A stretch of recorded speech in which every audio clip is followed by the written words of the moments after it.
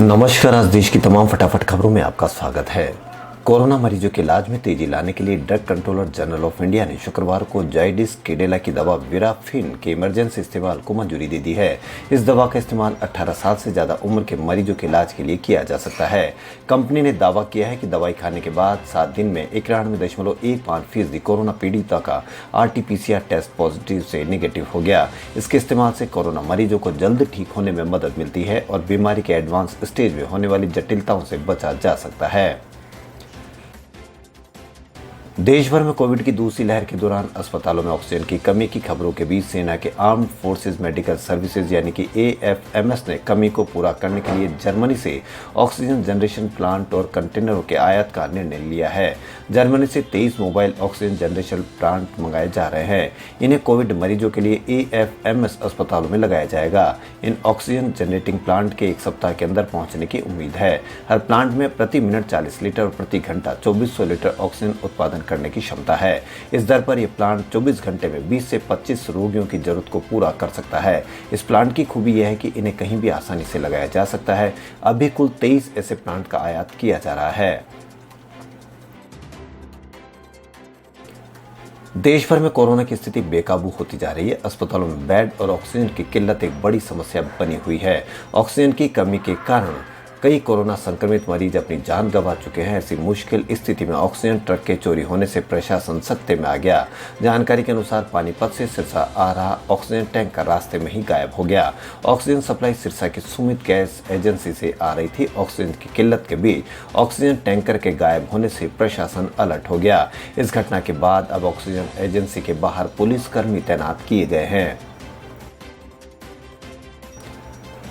America ने कोविड-19 टीके के उत्पादन में काम आने वाले प्रमुख कच्चे माल के निर्यात पर लगाए गए प्रतिबंध के पक्ष में तर्क देते हुए कहा कि उसका पहला दायित्व अमेरिकी लोगों की जरूरत को देखना है। अमेरिका में कोविड-19 टीके के प्रमुख कच्चे माल के निर्यात पर प्रतिबंध लगा है। इससे भारत में इस टीके के विनिर्माण में सुस्ती आने की आशंका बढ़ गई है। विदेश विभाग के एक वरिष्ठ अधिकारी ने कहा कि बाइडेन प्रशासन का पहला दायित्व अमेरिका के लोगों की जरूरतों को ध्यान रखना है। विदेश विभाग के प्रवक्ता नेड प्राइस से जब यह पूछा गया कि बाइडेन प्रशासन कोरोना टीके के कच्चे माल के निर्यात पर लगी रोक को उठाने के भारत के आग्रह पर कब फैसला लेगा, तो जवाब में उन्होंने कहा कि अमेरिका सबसे पहले और जो जरूरी है भी है। अमेरिकी लोगों के महत्वाकांक्षी टीकाकरण के काम में लगा है। यह टीकाकरण प्रभावी और अब तक सफल रहा है।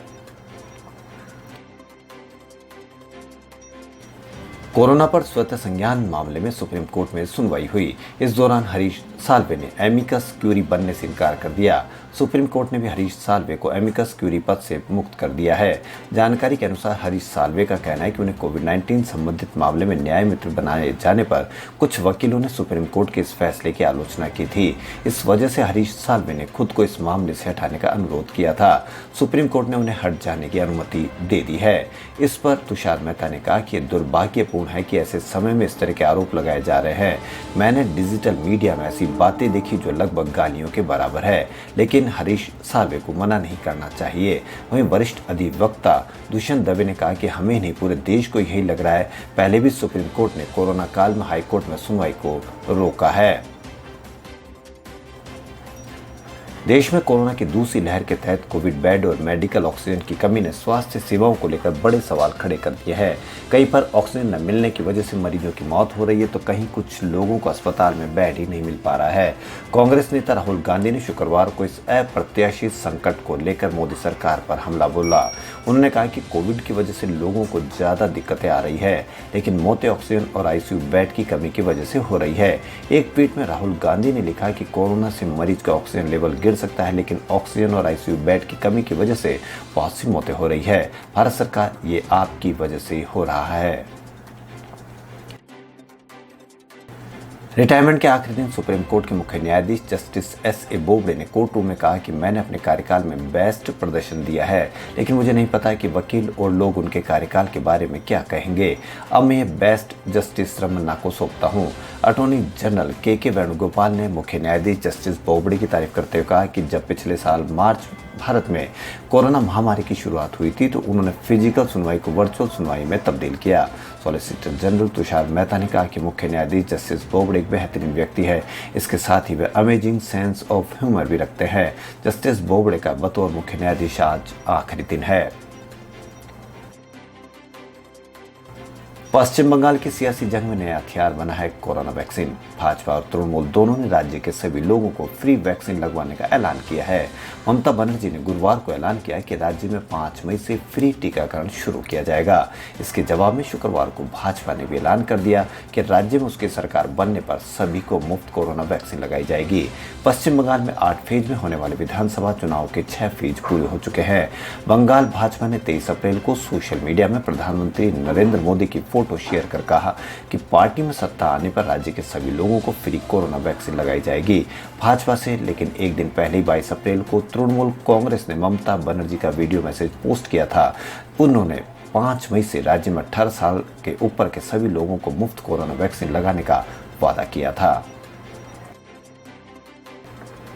पूर्व मुख्यमंत्री राजस्थान वसुंधरा राजे की सरकार में चर्चित गैंगस्टर आनंदपाल एनकाउंटर केस में शामिल 9 पुलिसकर्मियों को राजस्थान की वर्तमान अशोक गहलोत सरकार विशेष पदोन्नति देगी।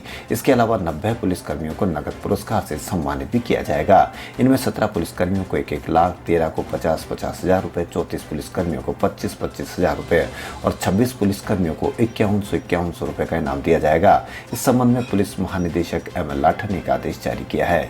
गौरतलब है कि काउंटर के बाद राजपूत नेताओं के विरोध प्रदर्शन के चलते पुलिसकर्मियों के खिलाफ FIR करवाई गई थी, लेकिन पिछले साल CBI ने पुलिस को क्लीन चिट दे दी थी।